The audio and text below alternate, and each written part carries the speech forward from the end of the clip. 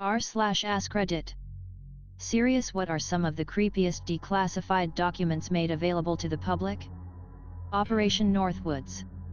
Proposed false flag attacks against American civilians/targets carried out by the CIA and blamed on Cuba in 1962. Thankfully JFK said fuck no and shut that shit down. Apparently, JFK even demoted the guy who proposed this on the spot. Thank God. Also, this means that this idea had to go through a long chain of command with many high-ranking people in the government agreeing to it. Do you know if this was when Allen Dulles was still running the CIA? If so, I'm not entirely surprised. Him and John Foster Dulles were some bizarre figures who enacted all sorts of problematic plans under Eisenhower. Dulles briefly lingered under JFK, if memory serves, but I think it was the Bay of Pigs that finally got him the boot. The Brothers by Stephen Kinzer does a great job of giving a biography of them and their actions under Eisenhower.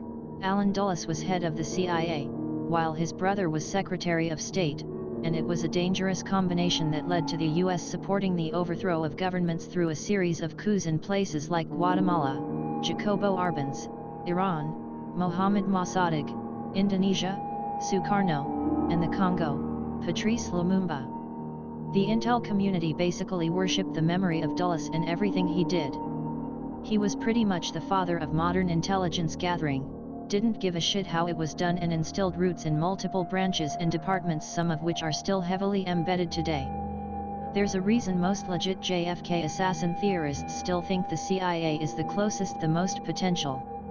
Let's just say when JFK fired Dulles, it sent a warning shot across government lifers, and at that point the intel community basically had no accountability, so they weren't too keen to have some pretty boy in office trying to chest thump. JFK isn't really liked much in intel community.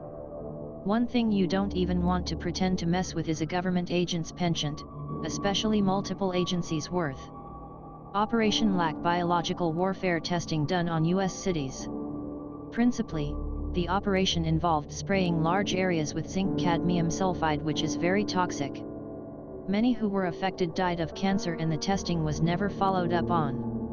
Most of the neighborhood's genetic makeup was fucked up for no reason, and no apologies were made.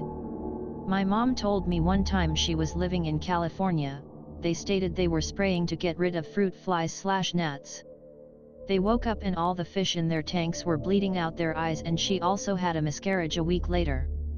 That story always stuck with me and made me wonder, what in the shit did I just read? The reason that insane conspiracy theories can so easily take root, because reality can be so much worse. So I was born in the Bay Area of California and was a small child when this spraying took place. I want to say it was in 1981 or 1982. My sister was diagnosed with non-Hodgkin's lymphoma in 2000, at 23 years old. She passed away in 2013 after a very long fight. My father was also diagnosed with non-Hodgkin's lymphoma, his in 2004. He was able to beat his. I absolutely think it has to do with the spraying. It literally took the paint off of our cars. Nasty, nasty stuff.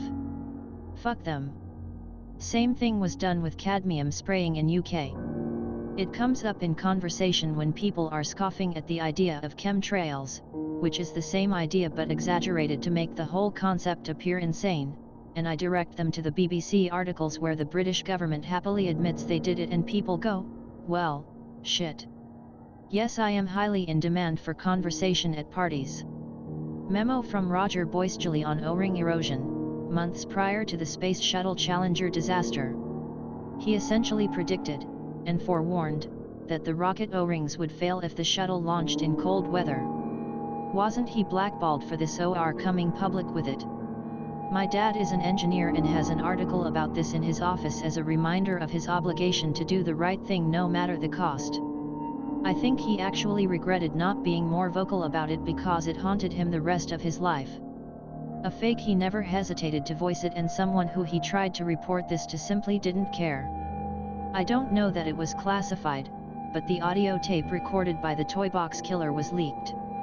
David Ray was a US serial killer who tortured, sexually assaulted, and murdered women with electric generators, surgical blades, saws, syringes, etc. He mounted a mirror to the ceiling so they had to watch.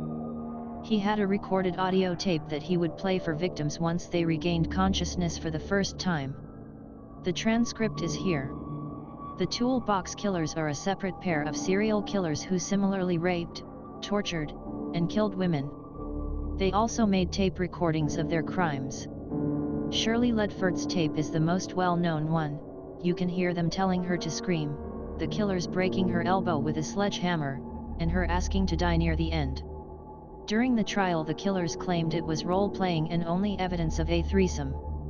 Shirley's mother had to identify her daughter's voice on the tape. The full tape was not released, but the transcript was. They used the toolbox audio tapes to desensitize new FBI agents during training. Jesus! Who wants to work in a job where you have to be that desensitized? Edit: yes, I absolutely understand why people would work in this area. My flippant comment was aimed at highlighting the shit people see. They want to work in jobs where they can hunt down killers and stop the things that Shirley Ledford went through from happening. The WikiLeaks documents about PRISM and about the smart device hacking methods along with how to set said devices into a false off mode. Every cell phone without a removable battery could easily may already have this. This FBI investigation file titled Animal Mutilation. Back in the 1970s to 80s, the media's attention was drawn to some anomalies taking place not only on American cattle farms, but all over the world. Cow corpses were being discovered in fields, missing organs, with surgical holes in their sides, with no blood. For a brief time, this was passed off as a strange coincidence. But eventually, the public got so worked up that the FBI commissioned an investigation. 6 months and $45,000 later, they found nothing. Nothing. No trace of a person, machine, alien, anything. Everyone was left hanging, but strangely, it died down. The reports of animal mutilations have simply stacked up to since then, and to this day there have been excess of 10,000. The removal of cow vulvas and bull dongs caused speculation that weirdos were involved. Didn't know dong was a technical term. Reminds me of the Dugway Proving Ground in Utah. U.S. military research black site. They gassed a shitload of sheep belonging to natives with VX, possibly anthrax, and they may have also been exposed to nuclear fallout. 4,000 to 6,000 sheep were killed. That site still produces anthrax and who knows what else. Paradise Papers. Everyone disregards them, but they pretty much call out every single top 0.00001% wealth and super high power elites in the world for being involved with terrorists, child trafficking, money laundering, you name it. If you haven't given them a read, some of your favorite politicians may surprise you. Edit guys, these people the papers mention are not the ones committing acts such as terrorism and trafficking. However, if you go and read them, they strongly link the organizations these people place their money in / launder their money through, to organizations that have links to these crimes. Just to be clear, this isn't people like Bill Gates or Steve Jobs. While they have plenty of shady business practices of their own, they're pretty clean compared to the real ultra-rich. People like Saudi princes and Russian oil barons that don't show up on lists of richest people because they're so secretive we don't even know how rich they are. The ultra-rich who associate with cartels and drug/sex trafficking rings mostly stem from countries more third world than the US due to more lax laws and far less investigative power. You don't have to feel bad about buying an iPhone because Tim Cook might be involved in child sex trafficking. The worst that Apple does is use Chinese sweatshop labor, but unfortunately that's pretty much every company. The Pentagon Papers, they were fairly creepy back when they came out. What are they about? The Pentagon orchestrated a lie of a false flag attack to justify getting into one of the deadliest foreign conflicts in American history. Oh.